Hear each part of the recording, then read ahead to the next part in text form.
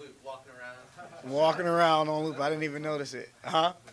It should be. You're pretty complimentary toward him after the fight. I mean, talk a little bit about his toughness in there and what it was like trying to get him out of there quicker than the third round and him not wanting to go away. I hit him with some shots, man, like some serious shots, clean shots, grabbing the wrist, from the wrist to the elbow shots, and he just ate them, and he did it with a smile on his face. So after the fight, I had to, just tell it how it was. Like, look, this is one tough dude. Like, I don't care what this fight looked like, man. He was a tough guy. So I had to give him all the credit.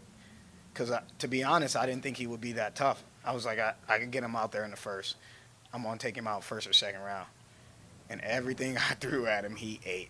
You threw the knee where you're like, all right, let's get that viral moment again. Let's get this thing out of here. Absolutely. And I thought he ate it. That's another shot. He took that knee. The first knee, I pulled his head down. This knee, I didn't get a chance to pull the head down. I misjudged the distance.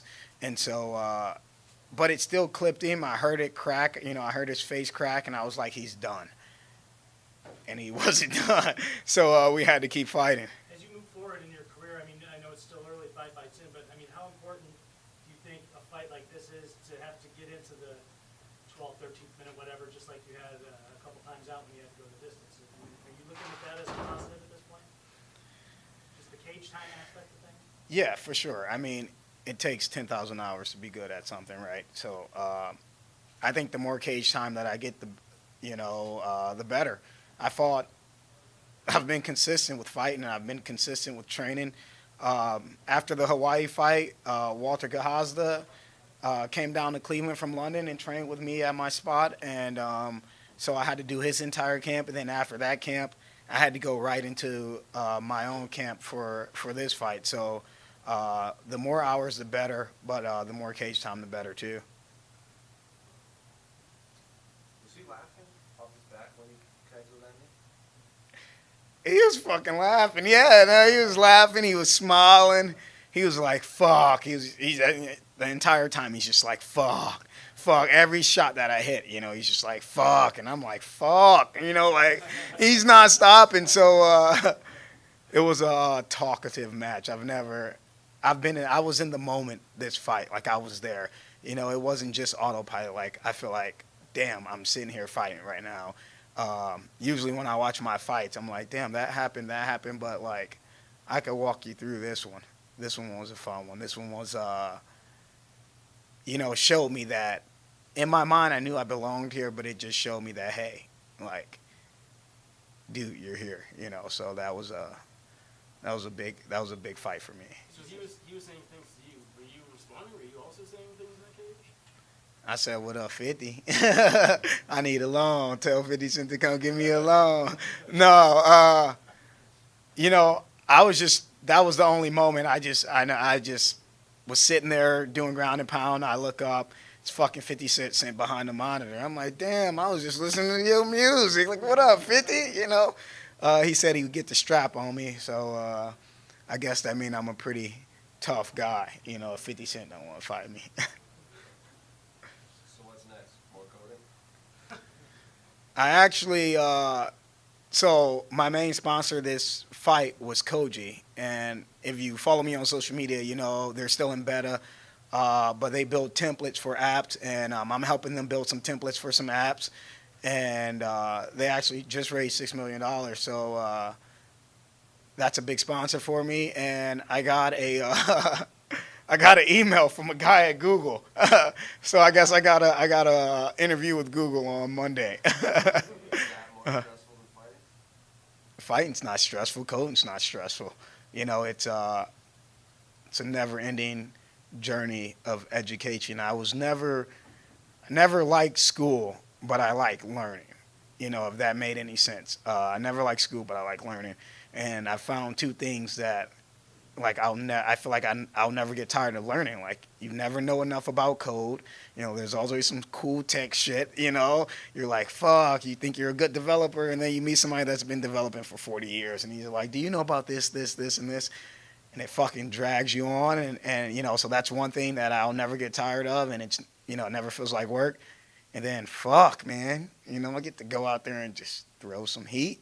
You know, every every frustration, every coding error, the hours and shit. You like, yo, I get to go out here, just fight somebody. So I love them both, bro. It's not work, and I don't think I'll ever get tired of it. Not that I want to get overwhelmed by like 8 more minutes of coding conversation like the other day. That was making my head explode. But if Google calls you and says, "Hey, dude, we got a job for you. You're working for us, but fighting's over. What do you pick?" I'm sorry to do that to you. I feel like if they really cared about me, then they wouldn't make me pick between two things I love. So I'd have to pick the one sport that didn't make me pick between the two things I love. So I'd fight. I'd fight. You said earlier that it takes 10,000 hours to be good at something. Is coding an exception? Is it even more than 10,000? Man, everything that I'm learning, and every time I go meet with my co-mentor, and he just brings something new out, and so I don't think 10,000 hours is gonna do the trick, man. I don't think it ain't like a double leg where God gave you the ability to put one foot in front of the other. Like maybe like I don't know. I guess like my mentor is still learning. Like I'll ask him some questions, he'll be like, "Damn, that's a good question," and he'll go Google the shit, and I'm like, "Did he just go?" Like he had to look it up. So, and he's been coding for 40 years, same language, C#. So, maybe more than 10,000 hours. Earlier this week, you said the equivalent of a title in coding was being invested in something called core data. Yeah. Where does Google, getting a job at Google fall in that? I don't know, man. That's sweet, but I guess we have to talk and figure it out. I'm gonna figure it out. But hey, I'm living a life right now, so I'm thankful, dude. Love Bellator. Love this job. Love the progression with coding. You obviously have a personality that I think a lot of people would like and maybe could turn you into sort of a star. Is that something you think about, like being this early on in your career, being the next big thing at 145? I've just been kind of running, dude. Just running with it, since the first fight, since the pro debut.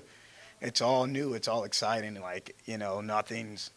I'm not like. So yesterday I did a interview with the Zone, like a walkthrough of like the emotions that's going on in your mind while you're walking up the stairs, while you're walking down the ramp, once you get inside the cage.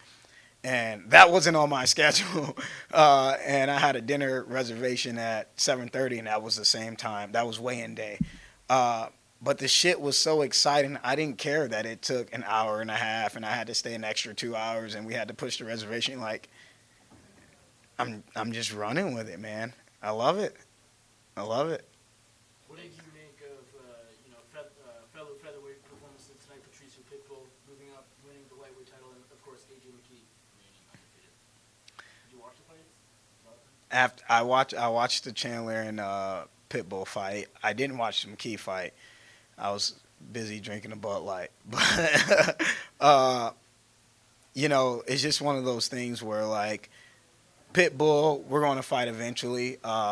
Whether he's in this tournament or he's not in this tournament, whether I get him or I don't get him, I feel like he might make it to the final. So, and I plan on being in the final. So we'll fight. McKee, it is what it is.